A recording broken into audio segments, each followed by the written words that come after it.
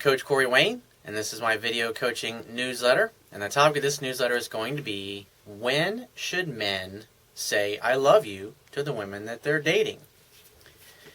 It's a good question. Got an email here from a viewer. He says, hey man, you've answered a few of my questions in the past and you always know what's best. Well, I might not always be right, but I'm never wrong. So here's my deal. The past few months I've been completely changed, dating different girls like crazy, and usually it ends up we sleep together the first time we hang out. Good job, dude. Play ball.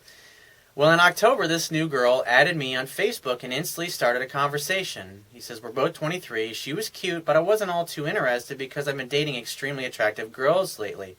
It's kind of funny how that works.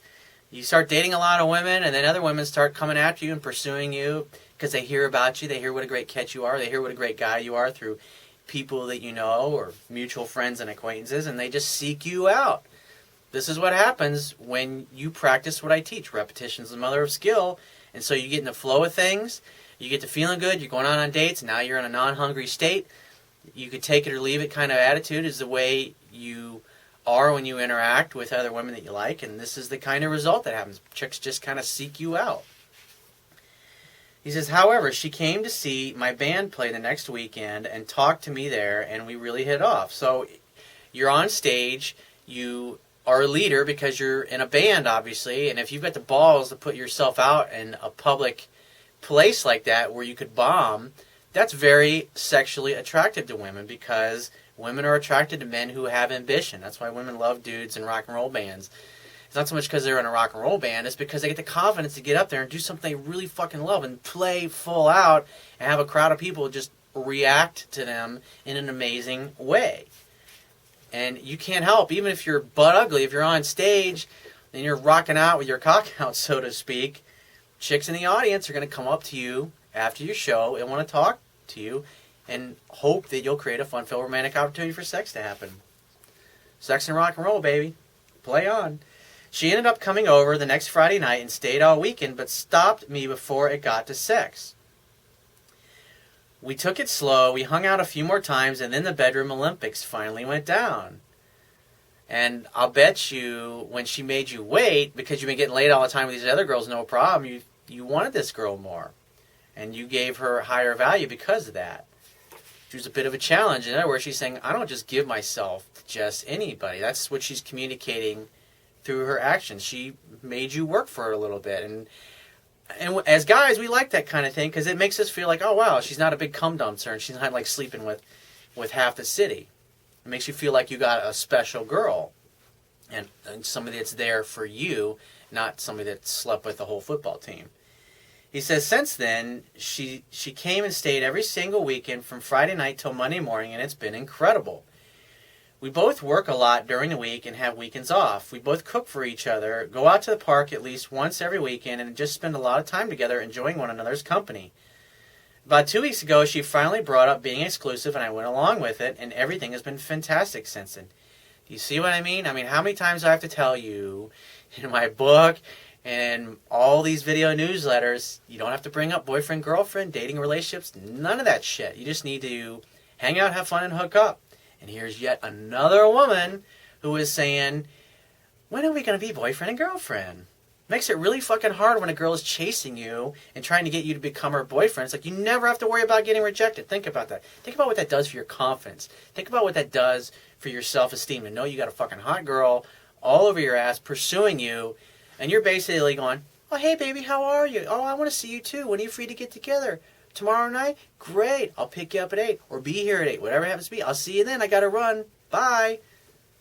It's really fucking tough to live a life like that. You know, it's like, God. It's like, I want to just go out and pursue and pursue and pursue and chase. It's like, why would you want to do that when chicks will just come to you at their own pace? It's just amazingly easy that way.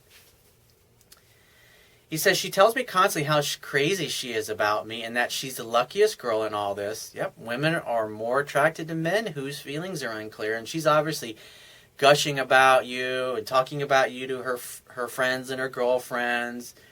And, I mean, she's obviously digging you, dude. And so good job for you for just sticking to the plan. It makes it really fucking simple. He says, so I'm just wondering when it's okay to say I love you. Well, say I love you when you really feel it in your heart of hearts. When you're 100% sure you feel in love with this girl and you want to say it, say it. It's your gift to her.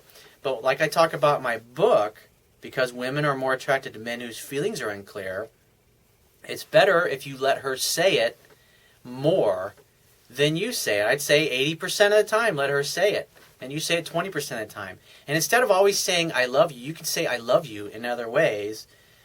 You know, when she says, I love you, you're such an amazing boyfriend, you can say, baby, I only have eyes for you because you're so awesome. You just told her that you loved her without actually saying, I love you. And that's romance. And women go, oh, they love it. And every once in a while you throw in, and I love you. And so you always have a charming, sweet response that basically communicates I love you without always saying I love you. That's being mysterious, and that's being a challenge, and that's being fun, and it's being playful. You're unpredictable. Women love guys that are unpredictable and they can't figure out. He says, I know that's probably a silly question. Absolutely it's not. Because here's another thing. I've interacted with and I've counseled people just countless times over the years where I've seen guys that say, I love you, and they sit there on the phone, and they're waiting for her to say it back, and then she never says it back, and then he goes, okay, goodbye. And you know, I can hear the other line, she never says it back. And they'll pay attention to that stuff. And you'll actually notice that they'll actually start saying I love you more when they hear her saying it less, thinking that somehow them pursuing and saying I love you more is going to make her want them more, which it never does. It's always best if the girl is chasing you and she thinks that she likes you more than you like her. Because if she thinks that, then she's going to work harder and try to make things even better for you. And that's what she wants anyways. Let her have it. Let her give her the space to feel her emotions and her feelings for you. And she'll continue to make things easy and effortless for you, just like it is. It's like you're not really doing much other than hanging out, having fun, and hooking up. Wow, what a bummer, huh?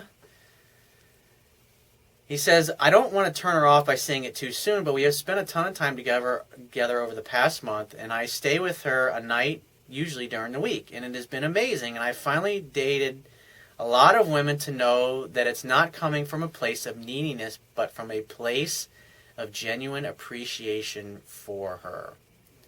Good fucking job. And that's exactly the way it needs to be. I say it all the time. Repetition's the mother of skill. Repetition is the mother of skill. And this guy, once again, with another woman, confirms that everything that I teach is exactly what happens.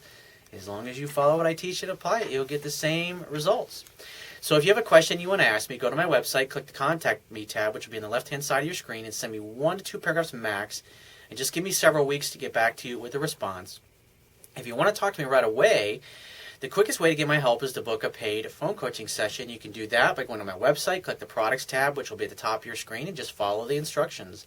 If you want to get a digital version of my Kindle ebook, on my website, underneath the email sign-up box, is a box that has a link that'll take you right to the Amazon Kindle download page for my book.